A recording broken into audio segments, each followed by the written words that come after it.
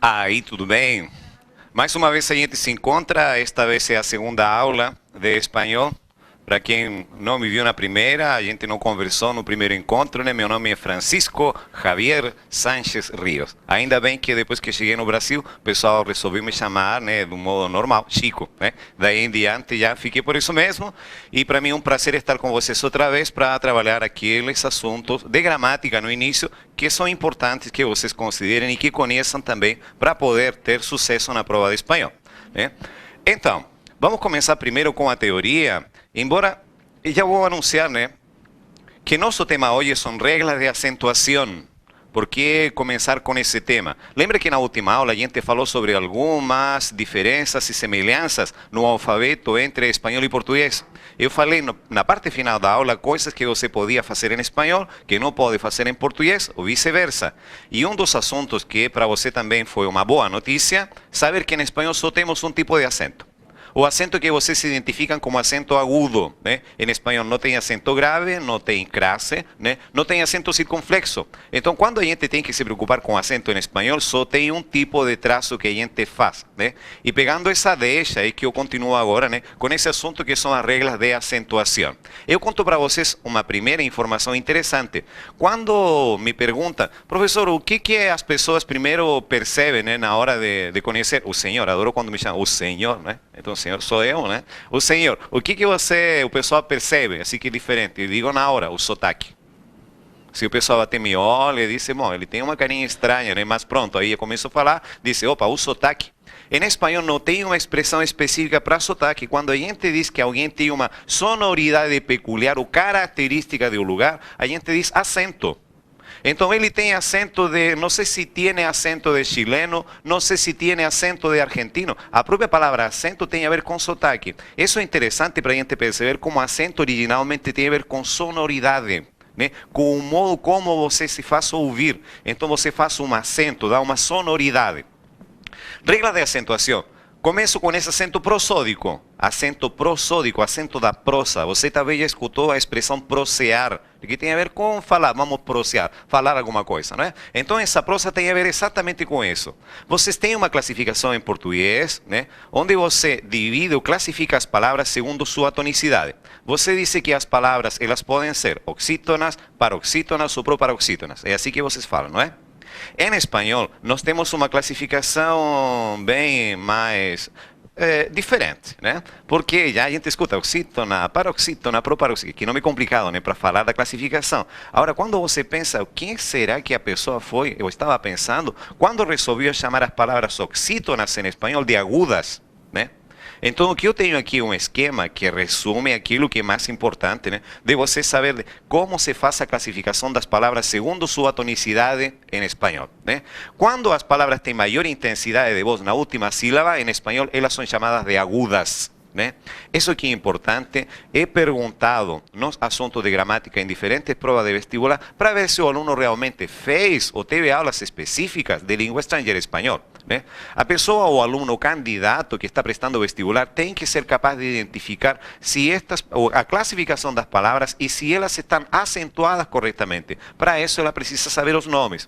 Então, quando você fala de palavras oxítonas em espanhol, essas são palavras de tipo aguda. Temos uma palavra aqui no meio que eu utilizo como pretexto. A palavra é corazonada, para explicar isso aqui. E quando eu pergunto para as pessoas o que será que é corazonada, só aquelas que tiveram algum contato com o idioma poderiam saber que corazonada se refere. Alguém na sala aqui sabe o que significa corazonada assim na lata? Ah, eu já sei, já ouvi falar. Conheço uma pessoa aí que já me disse. Eu já utilizei essa palavra. E aí, corazonada, já ouviu falar? ¿Sabe de que se trata? Tengo la corazonada de que todas las personas que se dedican, ¿eh?, seriamente a los estudios, les va a ir muy bien en las pruebas para entrar a la universidad. Yo tengo la corazonada. ¿De dónde viene esa palabra corazonada? ¿Es algo que vem do coração, né? Corazonada, algo que vem do coração. Então, quando digo que eu tenho a corazonada de que você vai ir muito bem na prova, eu estou dizendo que tenho o quê? Um um pressentimento, uma intuição, uma verdade que ela se expressa através de um sentimento. Eu digo, eu tenho uma coraçonada, é algo que eu não consigo explicar racionalmente, mas eu tenho certeza, né, de que algo vai acontecer. Coraçonada, um palpite, né? Pressentimento, uma palavra diferente. A pessoa pensa, talvez, sei lá, foi arremessado um coração, né? E deu uma coraçonada, né? Porque levou uma porrada ali. Não, estamos falando de um pressentimento. Coraçonada, palavra de uso frequente em espanhol. Mas você pense comigo, quando eu falo a palavra coraçonada, eu falo coraçonada. Como que eu falo essa palavra? Digo coraçonada. Onde está a maior intensidade de voz dessa palavra? Está na última sílaba. Eu digo coraçonada. Se ela não tem maior intensidade de voz na última sílaba, então ela não é uma palavra aguda. Mas quando eu digo que é uma palavra que se lee deste modo, corazonada, seria uma palavra de que tipo? Segundo essa classificação. Ela é uma palavra de tipo? Corazonada. Palavra de tipo? Grave, como a gente vê aqui nessa classificação em espanhol. Se ela tivesse no fim, seria oxítona, chamada de aguda em espanhol. Se ela tivesse na penúltima sílaba, como é o caso, a gente diz que ela é paroxítona, em espanhol se chama grave ou llana. Palavras que têm maior intensidade de voz na penúltima sílaba, em espanhol são graves ou llanas. As palavras que têm maior intensidade de voz na antepenúltima sílaba, como esse caso aqui, elas são chamadas de palavras esdrújulas. Em português são palavras proparoxítonas. Isso, né? Proparoxítona. E aqui vem uma curiosidade. Em espanhol temos palavras que levam acento antes da antepenúltima sílaba. E elas são chamadas assim mesmo, sobresdrújulas. Se na antepenúltima sílaba eram conhecidas como esdrújulas, antes da antepenúltima sílaba são chamadas de sobresdrújulas. Seria mais ou menos o que uma proparoxítona, né, se fosse possível. Em espanhol tem palavras desse estilo? Com esse acento lá na frente? Não tem não, né? Só em espanhol que tem. Daqui a pouco já vou explicar como isso é possível, né? Que em espanhol tenha palavras com essa intensidade de voz colocada bem no início. Então, a classificação das palavras, o acento prosódico, acento da fala, fica deste modo. Lembre muito bem, última sílaba, palavras agudas, penúltima sílaba, palavras graves, antepenúltima sílaba, palavra esdrújula, e palavras sobresdrújulas são aquelas que têm maior intensidade de voz antes da antepenúltima sílaba. Ok? Então, agora vamos passar para o próximo slide. Regras de acentuação. Acento ortográfico. Antes eu falei de acento prosódico. Acento da fala. Como se classificam as palavras segundo sua intensidade de voz. Agora nós temos que saber quando eu escrevo o acento. Porque toda palavra, mesmo a palavra palavra, ela tem acento prosódico, embora não tenha um acento escrito. Então essa segunda parte tem a ver quando que eu tenho que escrever acento nas palavras. Em espanhol, o acento ortográfico, o acento que se escreve, se conhece com o nome de tilde, né? Por isso aparece aí do lado, acento ortográfico tilde. Às vezes, quando eu tinha que fazer provas, ou quando eu tinha que resolver ou aplicar essas provas também em espanhol, se perguntava para os alunos, ou me perguntavam numa listagem, né? Quais das seguintes palavras estão corretamente tildadas? E isso significava o quê? Estavam corretamente acentuadas. Ou quando tinha que fazer as minhas provas de castelhano, que eu expliquei na aula anterior, que a matéria que a gente estuda lá para fora não é o espanhol, é o castelhano como língua original, né? Eu tinha que saber fazer e tildar corretamente as palavras. Tildar significa colocar acentos. Então, essas duas expressões significam a mesma coisa. Esta palavra está corretamente acentuada, esta palavra está corretamente tildada. Funcionam como sinônimos, ok? Lembra que palavras agudas são as palavras que têm maior intensidade de voz na última sílaba. Então, aqui começam as regrinhas que são bem simples. As palavras agudas, elas têm tilde ou acento quando terminam em N, S ou qualquer vogal. Quando terminam em N, S ou qualquer vogal, né? Então, tem que ter a maior intensidade de voz na última sílaba. É a primeira coisa, né? Você reconhece, identifica, se trata de uma palavra que tem maior intensidade de voz na última sílaba. Essa palavra tem acento ou tilde quando termina com N, S ou vogal. A, E, I ou U. Aquela regra que se aplica para as agudas não serve para graves. Graves, aquelas que têm maior intensidade de voz na penúltima sílaba. As palavras graves, elas vão utilizar as letras que sobraram da regra anterior. Então, se as agudas se acentuam com N, S vogal, as graves se acentuam com o que sobrou. O que sobrou da regra anterior? Sobrou alguma vogal? Não sobrou nenhuma, por quê? Porque as palavras agudas ocuparam todas. O que sobrou? Todo o resto das consoantes. Então, palavras graves têm acento quando terminam em consoante, que não seja NS. Por quê? Porque NS já foi utilizado nas agudas, né? Eu vou alterar aqui a tela para vocês observar como isso se aplica em alguns exemplos.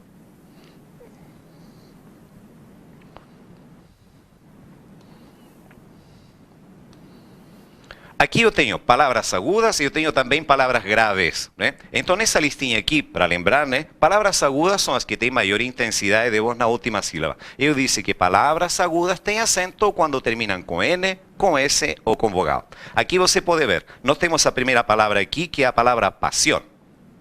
O que significa pasión? Pasión é paixão, né? As pessoas estão apaixonadas, né? Vem de pasión. A palavra canção, nem preciso explicar, é canção, canção, né? E você já pode tirar uma conclusão disto. Toda palavra em espanhol que termina em ción, seja com S ou seja com C, sempre tem acento. Tá? Então, televisão, cooperação, direção, tudo que termine nessa combinação, nesse tipo de sílaba, você tem que colocar acento. Palavra que termina com N. Eu digo que me pareceu um jovem bastante cortés e educado. Não é cortés, é cortés. ¿Por quê? Porque são palavras agudas, maior intensidade de voz no fim. Termina com S, tem que ter acento. Por isso, eu coloco acento aqui.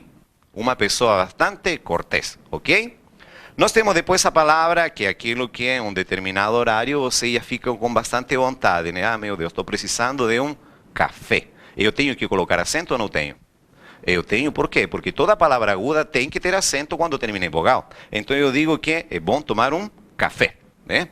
Isto aqui já ficou claro. Eu sempre digo, se você gravou bem as agudas, você não vai ter dificuldade de diferenciar das graves, né? A regrinha das esdrúxulas e sobresdrúxulas são bem mais fáceis. A complicação e a diferença aparece aqui. Então, quando tem uma pergunta sobre acentuação, o normal é ver se o aluno ele sabe diferenciar aquilo que é preciso de ser feito com graves, aquilo que é preciso de ser feito com agudas. No segundo caso, nós temos aí as graves, né? E diz aqui que essa matéria parece difícil, mas é bastante fácil. Depois que você revisa, essa palavra fácil deve ter acento ou não? Tem que ter acento por quê? Porque é uma palavra que termina com consoante que não é NS, né? Matéria fácil. E digo que talvez seja um conhecimento que você considere inútil, também deveria ter acento. Palavra que termina com consoante que não é NS. Não esqueça, quando digo a terminação, é da palavra, não é a terminação da sílaba. Você tem que olhar por a terminação da palavra. Primeiro identifica que tipo de palavra é e depois você decide o acento. Nós temos depois a palavra lápis, e você já observou, opa, lápis se escreve com Z no fim, professor. É importante que você não esqueça. São esse tipo de palavras-chave que os avaliadores utilizam para ver se o aluno tem um conhecimento, uma aprendizagem específica do idioma. A pessoa que vai no chute, vai improvisando para fazer prova, ela vai utilizar os conhecimentos que ele tem da sua vida cotidiana. Então, ele vai pensar que lápis se escreve com S, em espanhol se escreve com Z. Essa palavra tem que ter acento em espanhol? Tem que ter, por quê? Porque está terminando com C. A palavra lápis. Palavra curiosa, palavra césped. Sempre utilizo essa palavra, me lembro de um professor cujo sobrenome era Céspedes, né? Depois que você saiba o que significa, vai achar também, mínimo curioso.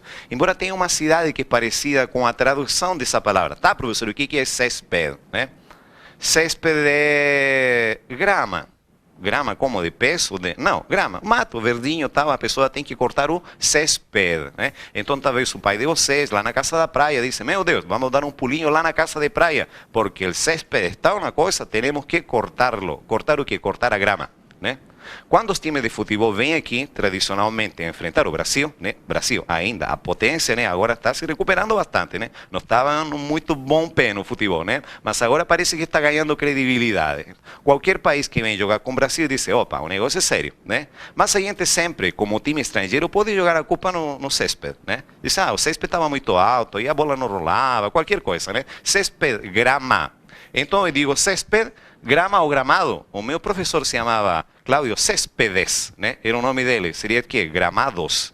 Tem esse sobrenome em português, Gramados, mas tem a cidade de Gramado, né? Então, césped, grama. Mártir. Acho curioso quando eu coloco algumas palavras e percebo que tem alunos que dizem, eu sei o que é. Tá, então me diga. Eu sei o que é, mas eu não sei explicar, né? Aí que vem, aí as pessoas não sabem explicar e, eu posso até falar mais ou menos, e quando pede para escrever a coisa vai complicando mais ainda, né? O que é uma pessoa, um mártir? Você tem uma ideia, uma definição? Conhece alguém? É um herói, tem um certo reconhecimento popular, mas ele fez alguma coisa, né? Esse tal de mártir. Ele morreu, né? Ele morreu por alguma causa, alguma coisa. O mártir é uma pessoa feliz. Um mártir, eu sou um mártir, né? Aí a pessoa, não, normalmente a pessoa que diz, eu sou um mártir, eu tenho que fazer todas essas coisas, eu tenho que acordar cedo, assim. Já chegou o mártir, né? Aquela pessoa que sofre imensamente para poder beneficiar os outros, né? Normalmente isso que se espera de um mártir. Ele se sacrifica por todo mundo. Tá, tudo bem, eu vou lá, eu me acordo, eu vou para a padaria com essa chuva. Lá vai o mártir, né? A pessoa aquela que sofre, né? Para beneficiar o resto. Então diz mártir. Tem que ter acento também, ok? Então, ficou claro a diferença. Palavras que têm maior intensidade de voz no fim, agudas, tem que ter acento quando terminam com N, S ou vogal. Palavras graves, maior intensidade de voz na penúltima, tem que ter acento quando terminam em consoante. E se termina com vogal, o que acontece? Pode ter acento ou não? Não devia, né? Por quê? Porque palavra grave só tem acento quando termina em consoante. Se termina em vogal, não pode. Por que que isso é importante? É importante pela razão que eu vou mostrar agora. Veja só o que acontece com palavras que habitualmente você acentua em português. Nós temos aqui a palavra farmácia. E aí, como que fica farmácia em espanhol? Tem acento ou não tem? Pode ter acento ou não pode? Quando a gente faz a separação silábica da palavra em espanhol, a gente fala que é farmácia. Ela fica uma palavra grave. Palavras graves não podem ter acento se elas terminam com vogal. Então, aquilo que você faz com farmácia, aquilo que você faz habitualmente com horário, por exemplo, o que acontece com horário em espanhol? Eu posso colocar acento?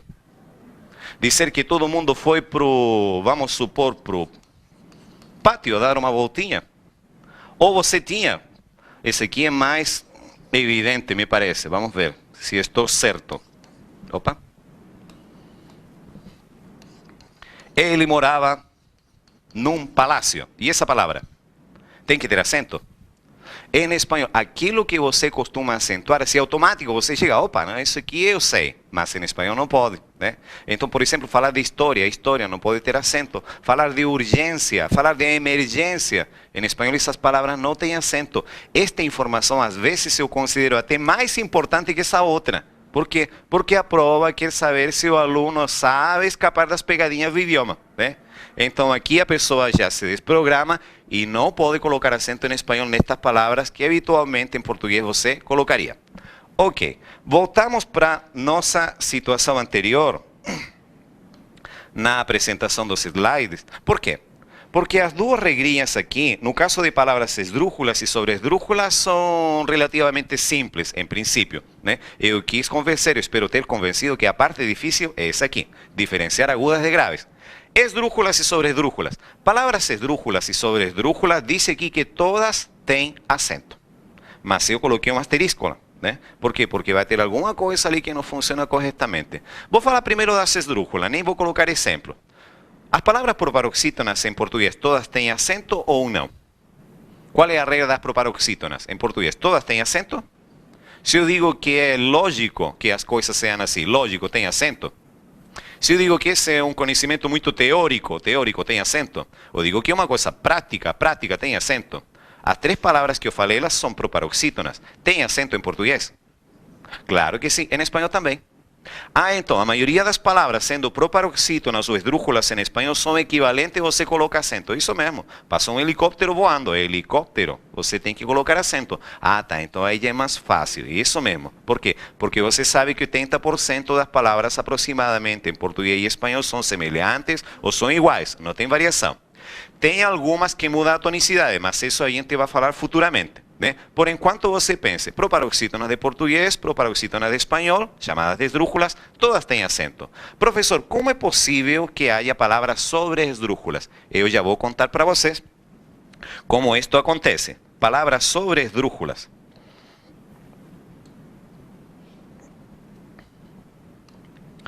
Esa clasificación o esta categoría de palabras llamadas de tipo sobre esdrújulas.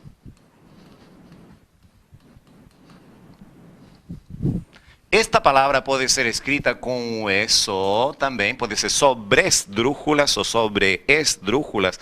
Ellas ocurren por dos motivos. Un dos motivos es la siguiente situación. Yo digo, por ejemplo, voy a escribir una palabra y você va a ficar pensando así, ¿qué será que significa esto? Yo digo, por ejemplo, aquí a palabra devuélvemelo.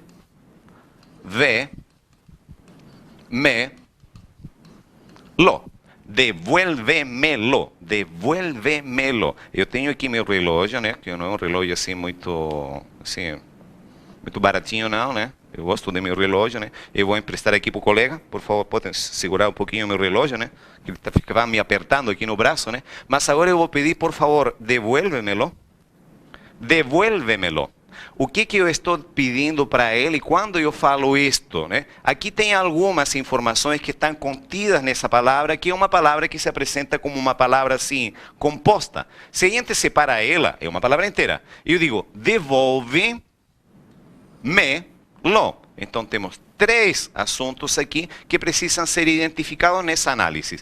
A primeira parte está dizendo que a ação que eu quero que seja realizada, devolve. Quando eu falo isso, eu estou sendo imperativo, né? Eu estou mandando, né? Devolve. Quando eu falo me, eu estou dizendo para quem. Esse me está dizendo que para quem tem que ir essa devolução. Tem que ser para mim. Devuélvemelo. Se eu utilizasse o te, significaria que seria para ti, né? Então, se eu vou mudando essa palavrinha aqui, a pessoa que vai participar da situação também vai mudando. Digo, devuélvemelo. E este pronome de complemento está representando o quê? O objeto, nesse caso o relógio, como o relógio é masculino e é um só, eu digo devuélveme-los. Se eu estou com uma fotografia, eu digo, eu trouxe uma fotografia lá do Chile muito bonita, porque eu quero que vocês fiquem com vontade de conhecer e viajar para o Chile. Eu entrego as fotografias. Depois eu peço para que vocês devolvam elas para mim. O que eu vou dizer? Eu vou dizer, devuélveme las. Por quê? Porque eu estou falando das fotografias. Então, essa primeira parte indica o quê? A segunda parte indica quem participa. E a terceira parte de qual objeto ou situação estamos falando.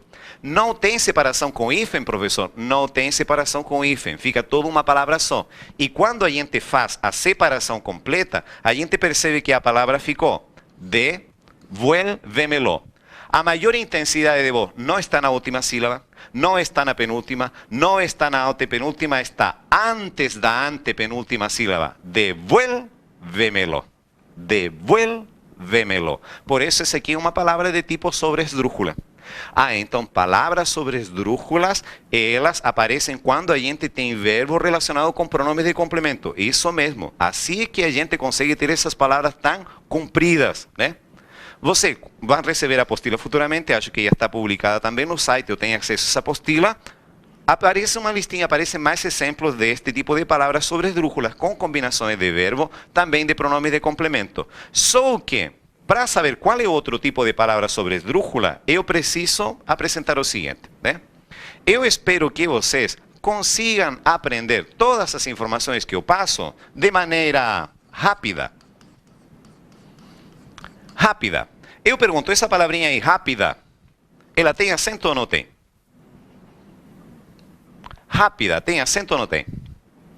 É uma palavra de que tipo? Eu digo rápida? Não, eu digo rápida. Eu digo rápida. Sendo uma palavra que tem maior intensidade de voz na antepenúltima sílaba, ela deve ter acento ou não? Se eu faço a classificação das palavras, eu digo, por exemplo, o que é? Eu vou dividir aqui. Eu digo que não é aguda, não é grave, ela é esdrújula. Toda palavra esdrújula tem acento, sim ou não? Toda palavra esdrújula tem acento. Eu escrevo aqui, rápida. Tá certo ou não tá? Se depois eu acrescento a terminação mente, eu tenho mais uma palavra de tipo sobre esdrújula.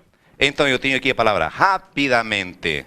Facilmente, dificilmente conseguirá aprovar se ele não está lendo todos os textos que são necessários e que devem ser estudados para a prova, né? Digo, dificilmente. Assim eu consigo fazer palavras também que são sobre esdrúxulas. Aquelas que terminam em mente. Quando a gente conta sílabas, a gente percebe que ficou uma palavra bem comprida. E a maior intensidade de voz ficou na palavra que deu origem, que é um adjetivo. Né? Aí vem algo que você tem que parar para pensar, e aí já estou encerrando estas regrinhas gerais de acentuação por hoje. Né? Veja só o que acontece se eu tenho a seguinte palavra. Vamos tirar esse devuélvemelo aqui. E você vai pensar junto comigo. Temos o rapidamente. Mas se eu pergunto sobre essa palavra aqui. Foi uma atitude inesperada. Foi uma atitude inesperada. Eu vou cortar a palavra aqui. Inesperada. Me diga, que tipo de palavra é essa? É uma palavra aguda? Ela é grave? É esdrúxula? Ela é? Ela é uma palavra grave porque eu falo inesperada, né? Maior intensidade de voz está aqui, não é? Isso mesmo. E depois, se eu coloco a terminação mente,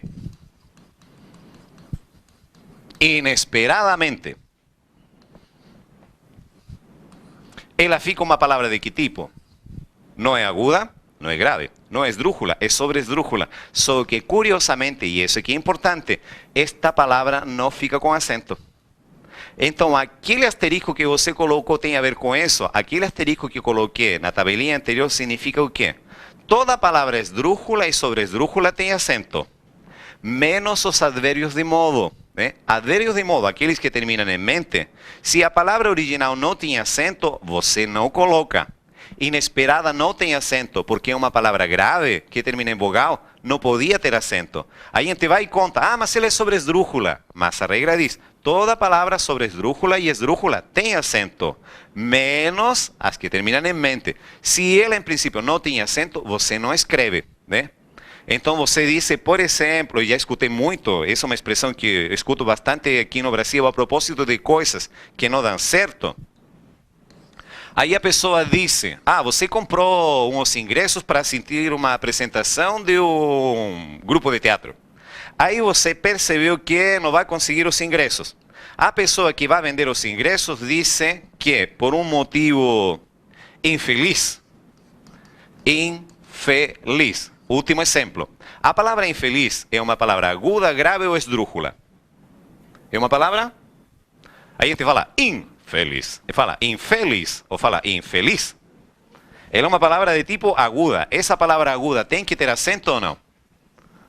Palavra aguda tem acento quando termina em N, S, O, vogal, não é? Essa palavra tem que ter acento? Não pode. Se eu coloco a terminação mente,